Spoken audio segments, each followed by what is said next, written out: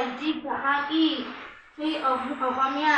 অসমৰ প্ৰথমখন বিদ্যালয় ইংৰাজী মাধ্যমৰ সৈতে স্থাপিত হৈছিল 1834 চনত গুৱাহাটী। অসমৰ প্ৰথমখন সংগীত সাধনা পুথিখনৰ নাম কি? এটা কথা আমি ইমান দুখীয়া কিয়? দুখীয়া কাৰণ আমি মা দেউতা সৰুতে মৰি গৈছে। এতিয়া তোৰ জিম্মেদাৰীটো মোৰ তাত হৈছে। এতিয়া তুমি ভালকৈ ক্ৰিকেট খেলিলে তেতিয়াহে তুমি ভালকৈ আমি ধনী হ'ব পাৰিম। এতিয়া তুমি ভালকৈ পঢ়িবা, মই কামলৈ যাওঁ আৰু ক্ৰিকেট খেলিবও যাবা দেই গধূলি। আজি আহোঁতে দেৰি হ'ব, মেম অহাৰ ঘৰত বহুত কাম আছে। আজি এটা আইফোন কিনো দেই। হ'ব দিয়া।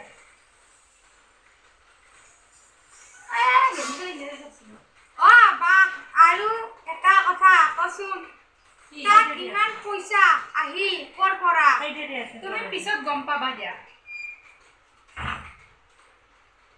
হ'ব দিয়া, আজি কি কাম কৰিম? তুমি এতিয়া ঘৰটো মুচা। হ'ব দিয়া। আহিলা নেকি? তোমাক মই 9টাৰ পৰা টাইম দিছো, চাৰে 11টা কৰি তুমি ইমান দেৰি কৰা। স্কুল আছে ন, স্কুলত যাব লাগে। ক্ৰিকেটতো যাব, ভাত আঞ্জা ৰান্ধি থৈ আহিব। মইতো গধূলি ধৰি নাযাওঁ। তুমি কাম বঢ়িয়া কাম কৰে, তাই ইমান জানে এনে ছোৱালীক ওলাব নোৱাৰি নহয়। তুমি এতিয়া কাম কৰা, তুমি বাচনবিলাক ধুই দিয়া আৰু ঘৰটো মুচি দিয়া। হ'ব দিয়া।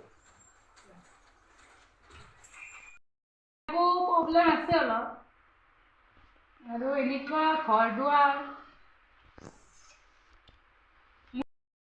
মই এনেকুৱা আমাৰ ঘৰটো ঠাইছা নিদিওঁ। বাইদেউ, আমি যেন আপোনাৰ নিচিনা ধনী নহয়। হয়, ঠিকে আছে। আৰু এনেকৈ পানী চানী ধৰি থৈ দিয়া, আৰু তোমাকতো দেখি গৰিব নালাগে। বাইদেউ, কাপোৰটো বেলেগৰ দ্বাৰা খুজি খুজিহে পিন্ধো।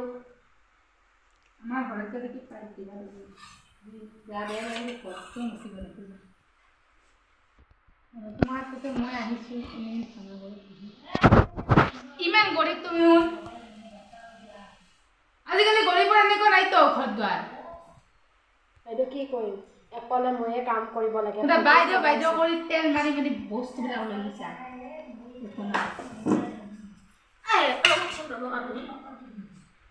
আপনি যে মানে গরিব বলে কলা, আমি গরিব হয়ে বলি, কিন্তু ইমান বেয়াকে ক'ব লাগে নেকি?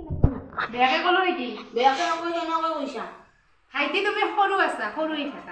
সৰু হৈ আছো, বেছি নকবি। যা হ'ব যা, ৰাস্তাত ভিখাৰী ক'ব। তুমি কালিবা মোৰ ঘৰত কাম কৰিব নাহিবা। নাচো যা। চাও মোৰ ঘৰত কাম নকৰে তোমাৰ বাইক কেনেকে চলে। তোৰে বিৰাট ডাঙৰ মানুহ হৈছা, মোৰ পৰা নাগে তই এতিয়া।